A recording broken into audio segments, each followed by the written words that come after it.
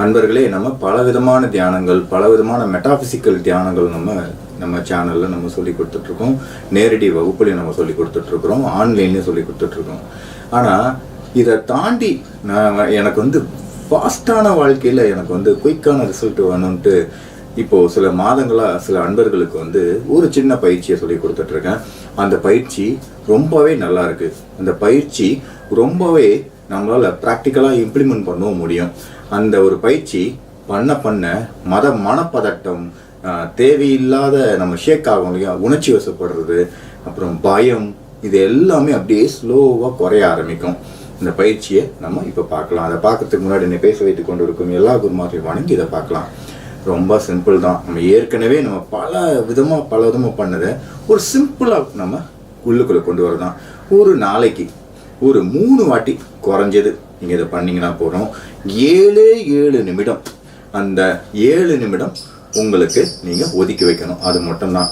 அந்த 7 நிமிடத்தில் நீங்கள் பஸ்ஸில் போகலாம், இல்லை ஆஃபீஸில் உட்காந்துருக்கலாம், இல்லை வீட்டில் எங்கேயா உட்காந்துக்கலாம். ஆனால் கொஞ்சம் நேரம் உட்காரணும்.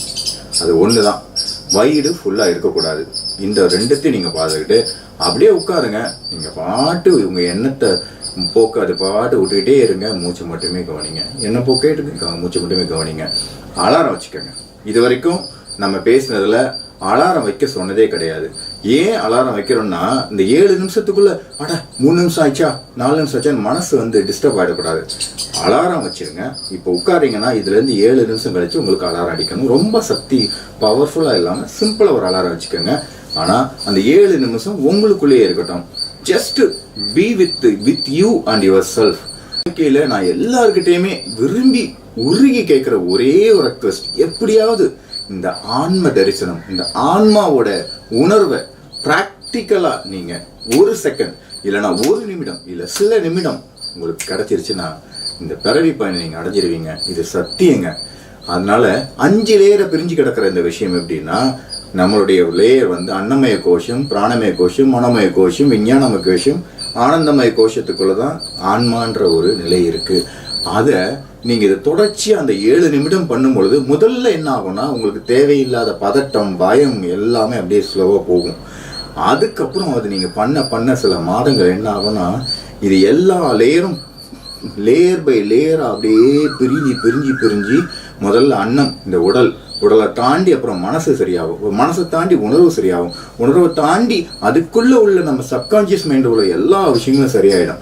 அதுக்கப்புறம் இன்னும் டீப்பா போனீங்கன்னா அதுக்குள்ள வேற ஒண்ணுமே இல்லை.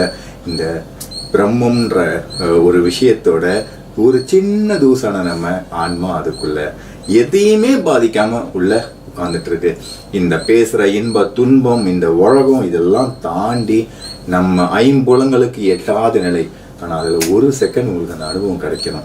அவ்வளோதான் என்னுடைய வேண்டுகோள் எல்லாருக்கும். அந்த அனுபவம் உங்களுக்கு கிடைச்சிருச்சுன்னா நீங்கள் பார்க்குற வாழ்க்கையே வேற. 2011 அந்த அனுபவம் கிடைச்சிது. அந்த 2011 என் லைஃப்பை 2ஆக பிரிக்கலாம். 2011க்கு முன்னாடி, 2011க்கு பின்னாடி. அந்த அனுபவம் தாங்க எல்லாமே. எல்லாமே ஒரு ட்ராமாவாக இருக்குதுன்ற ஒரு விஷயம் வரும். அவ்வளோ லெவலுக்கு நம்ம இப்போ போக வேண்டாம். நான் இப்போ சொல்கிறேன், இந்த ஒரு விஷயம் மட்டும் நீங்கள் பண்ணிக்கோங்க. 7 நிமிஷம் 3 வாட்டி. இந்த 3 வாட்டி 7 நிமிஷம் அலாரம் வச்சுட்டு உட்காருங்க. ஜஸ்ட் மூச்சை மட்டும் கவனிங்க. என்ன வரட்டும் என்ன போட்டும் மூச்சை மட்டுமே கவனிங்க. ஆனால் அந்த 7 நிமிஷம் நீங்கள் உட்காரணும். 7 நிமிஷத்தில் ஆட்டோமேட்டிக்காகவே மூச்சு கொஞ்சம் செட்டில் ஆக ஆரம்பிக்கும். அப்படியே திருப்பியும் அடுத்த ஒரு கேப்பில் ஒரு 3 மணி நேரம் 4 மணி நேரம் திருப்பியும் 7 நிமிஷம் உட்காருங்க. அப்புறம் திருப்பியும் ஒரு கேப்பில் ராத்திரி ஒரு வாட்டி 7 நிமிஷம் உட்காருங்க. முடிஞ்ச அளவு நீங்கள் இதை கண்டினியூ பண்ணி பாருங்க. ஏன்னா 7 நிமிஷம் தானே. எதுக்கோ நம்ம செலவு பண்ணுறோம். வாட்ஸ்அப் உட்காந்து மணிக்கணக்காக செலவு பண்ணுறோம். ஃபேஸ்புக்கில் மணிக்கணக்காக செலவு பண்ணுறோம். டிவி சீரியலை பார்த்து அழுதுகிட்டே இருக்கிறோம்.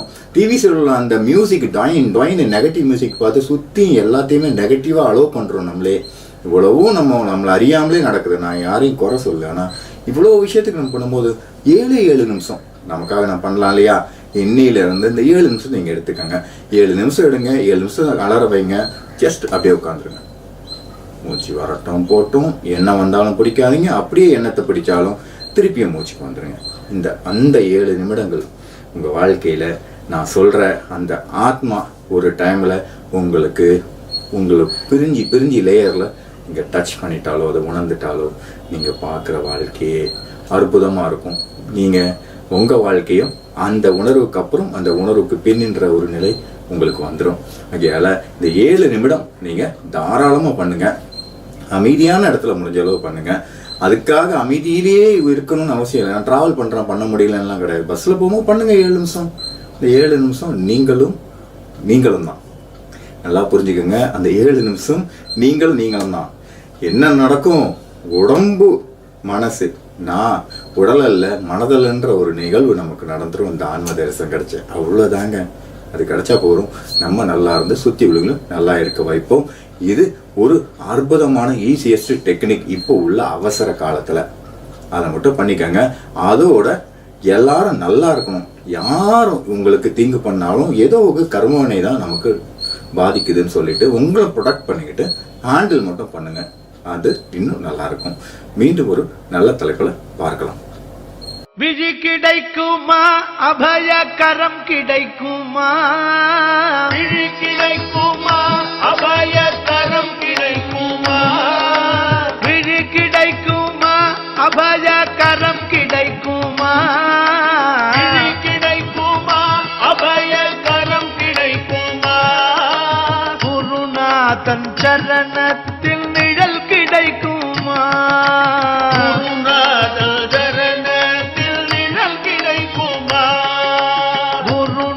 தன் சரணத்தில் நிழல் கிடைக்குமா? சரணத்தில் நிழல் கிடைக்குமா? அலை மீது அலையாக துயர் வந்து சேரும்போது, அலை மீது அலையாக துயர் வந்து சேரும்போது, அலை மீது அலையாக துயர் வந்து சேரும்போது, அலை மீது அலையாக வந்து சேரும்போது அஞ்சாதே எனும் குரலை செவி கேட்குமா? அஞ்சாதே எனும் குரலை செவி கேட்குமா? நீ அஞ்சாதே எனும் குரலை செவி கேட்குமா? நீ அஞ்சாதே எனும் குரலை செவி கேட்குமா? விழி கிடைக்குமா? அபயக